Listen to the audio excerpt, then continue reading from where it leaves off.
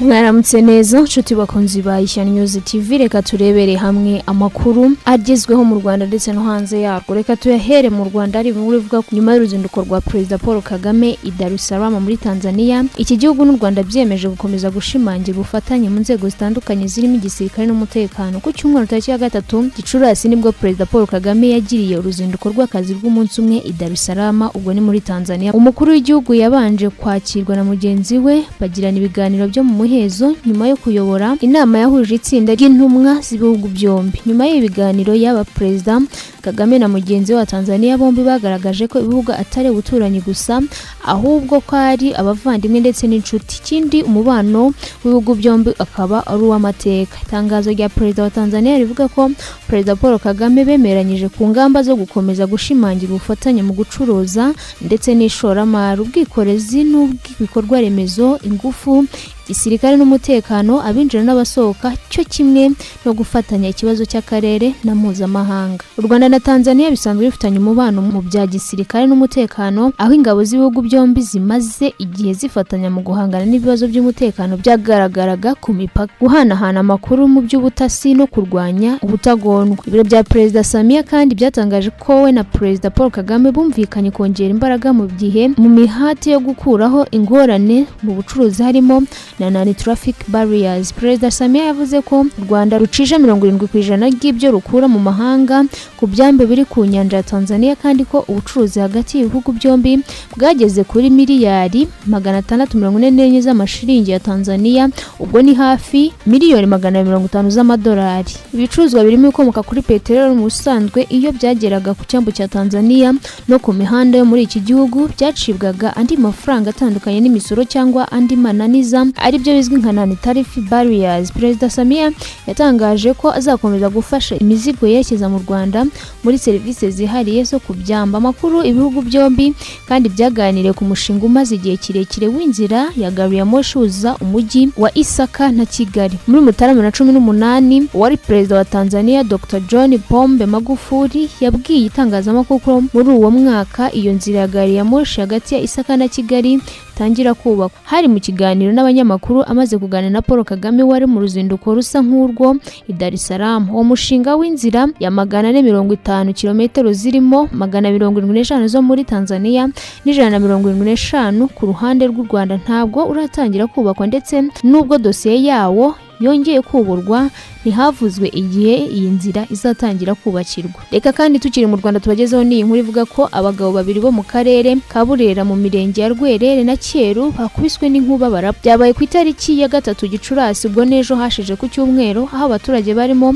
umugabo w'imyaka 39 wo mu murenge wa Rwerere, akagari ka Gicundura, mu mudugudu wa Sarabwe, wakubiswe n'inkuba saa 8 n'igice. Uyu mugabo asize umugore n'abana 4 ndetse inkuba ikaba yamukubise ari kumwe nabo bose mu nzu. Indi noye mugabo w'imyaka 56 wari utuye mu murenge wa Cyeru, inkuba yakubise avuye gushaka ubwatsi bw'inka. Umuyobozi w'aka karere ka Burera Mukamana Sorine mu kiganiro yajyanye n'itangazamakuru yihanganishije abo mu miryango yabuze aba, bavuga ko ubukangurambaga bwo kwirinda inkuba bukomeje. Uretse mu karere ka Burera kandi ku itariki ya 3 inkuba yishe abandi bantu 5 bo mu turere twa Rubavu na Rutsiro. Abaturage bo mu karere ka Kirehe ku bufatanye n'akarere bashumbushije umworozi witwa Mutarambirwa Patrick wafushije amatungo 33 arimo inka 15 ndetse n'imyaka ndetse n'intama 18, bamuha inka 25 kuko asanzwe ababanira neza. Kandi ku cyumweru ku itariki ya 3 Gicurasi nibwo ahagana saa 7 z'amanywa mu mudugudu wa Kacyiru mu kagari ka Bwiyorere mu murenge wa Mpamba mu karere ka Kirehe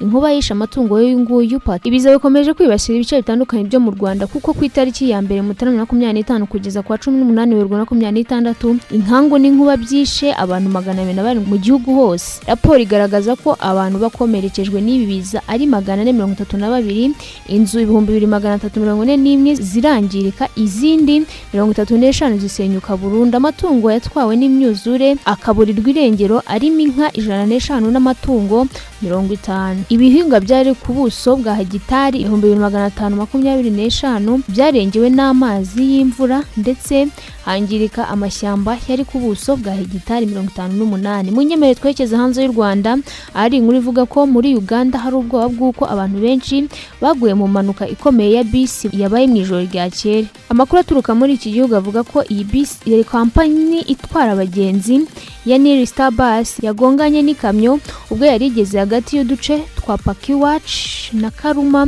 two mu majyaruguru ya Uganda yerekeza i Kampala. Ni impanuka yabaye mu masaa 7 n'igice z'igicuku cyo kuri uyu wa mbere tariki ya 4. Amafoto akomeje gukwirakwira ku mbuga nkoranyambaga yerekana iyi bisi yabaye ubushwangi.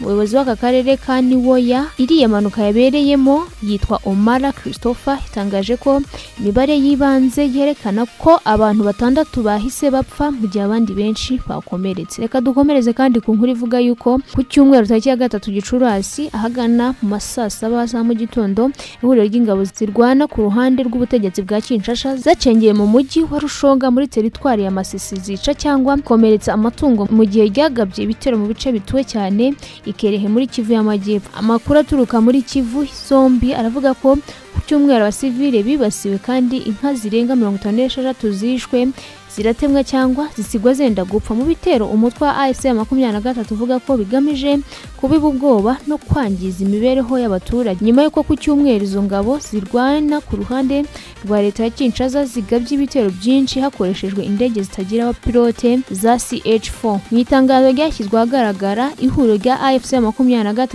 ryatangaje ko ku isaha ya saa 5:53 n'amanywa na saa 8:40 z'amanywa uduce dutuwe cyane muri Rumbishi rwibasiwe ndetse n'umujyi wa Rutare muri teritwari ya Karehe. Ibisasu kandi byangije imitungo y'abasivile kandi biha ubwoba abaturage bituma bava mu byabo. Ihuriro rya AFC 23 ivuga ko ibi bikorwa bikomeje by'ubutegetsi bwa Kinshasa binyuranyije n'amategeko mu mpande z'amahanga arengera ikiremwa muntu kandi risaba umuryango mpuzamahanga kumenya ibikomeje gukorwa n'ubutegetsi bwa Kinshasa ndetse n'uburenganzira bwabwo bwo kwirwanaho no kurinda abaturage b'abasivile bibasirwa hana n'ubutegetsi. Dukomereze kandi kuri iyi nkuru ivuga ko abasirikare babiri baturutse muri Leta Zunze Ubumwe za Amerika baburiwe irengero mu myitozo ya gisirikare ibera muri Maroc nk'uko umuyobozi w'ingabo za Amerika ushinzwe Afurika Africom yabitangaje. Abayobozi bavuga ko abanyamerika baburiwe irengero bari bitabiriye African Lion 2026 imyitozo ngarukamwaka igamije gushimangira ibikorwa hagati y'ingabo za Amerika, ibihugu by'abafatanyabikorwa na NATO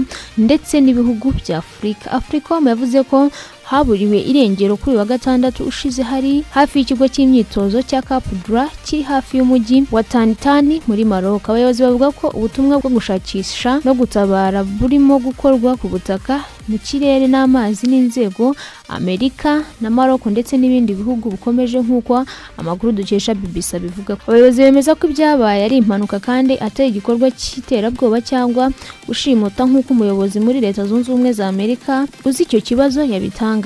Yibanda ku bikorwa byose gukemura ibibazo no guha ibihugu byinshi kugira ngo umutekano w'akarere wiyongere kandi hitegurwa icyaba cyose. Ni imyitozo yatangiye kuva ku itariki ya 27 Mata ikageza ku itariki ya 8 Gicurasi irimo abasirikare 5,000 baturutse mu bihugu birenga 40 ndetse n'abafatanyabikorwa barenga 30 b'inganda za gisirikare zikorera muri Amerika. Reka dukomereze kandi ku nkuru ivuga yuko ku wa gatanu ushize umushinjacyaha wa Repubulika y'urukiko rwa gisirikare rwa Bamako yatangaje ko abasirikare benshi ndetse n'abahoze ari abasirikare batawe muri yombi mu minsi ishize nyuma y'ibitero byo ku itariki ya 25 Mata 2026. Amazina 5 y'abasirikare harimo n'uwapfuye ku wa gatandatu muri iyo mirwano yatangajwe nk'uko umushinjacyaha wa Repubulika bitangaza. Byagaragaye ko abasirikare bari mu kazi, abaseserewe cyangwa abategereje gusesererwa bagize uruhare mu itegurwa. Iri tangazo rikomeza rivuga ko muri aba bagabo hafashwe barimo n'umwe mu bantu bakomeye bagize uruhare mu ihirikwa ry'ubutegetsi ryo mu mwaka wa 2012 ryahiritse uwahoze ari perezida wa Mali Madi Doumani Touré. Abanyepolitiki bo muri Mali nabo ngo babigizemo uruhare kuko ku mugaragaro abasirikare 4 batowe muri yombi nk'uko RFI bivuga. Abandi 5 batandukanye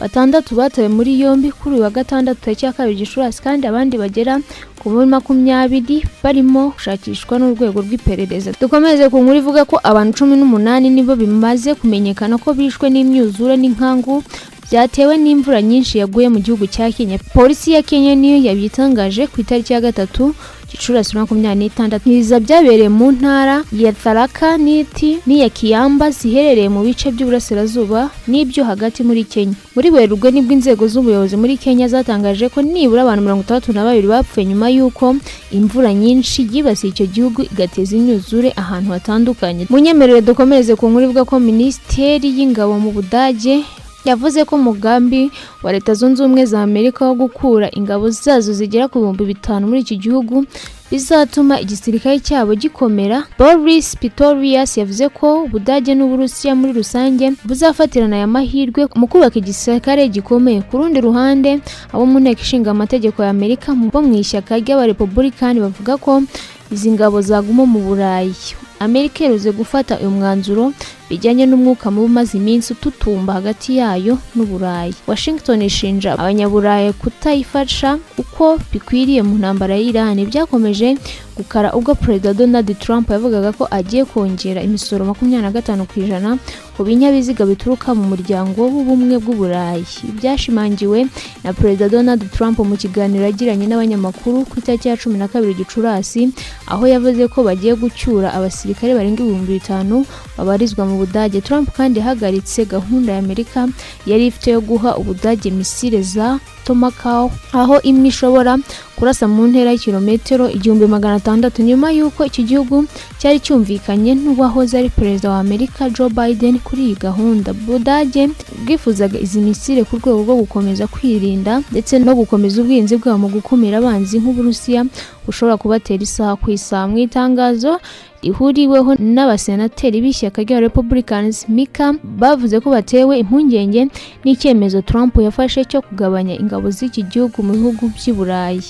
Kugabanyuka kw'izi ngabo za Amerika mu Burayi bizatuma nabwo bwisuganya bukiyubaka bukareka guhora bwishingikiriza kimuhana. Mu Budage habarizwa ingabo za Amerika zirenga 40,000 zatangiye kubayo nyuma y'intambara y'isi ya kabiri, ziyongereye mu mwaka w'1960 hagamijwe gufasha mu kurwanya iyahoze ari Leta Zunze Ubumwe z'Abasoviete mu ntambara y'ubutita. Nshuti bakunzi ba Ishya News TV, naha dusoreje amakuru twari twabateguriye. N'amakuru tubashimira kuba mukurikira umunsi ku wundi. Mukomeze kugira ibihe byiza.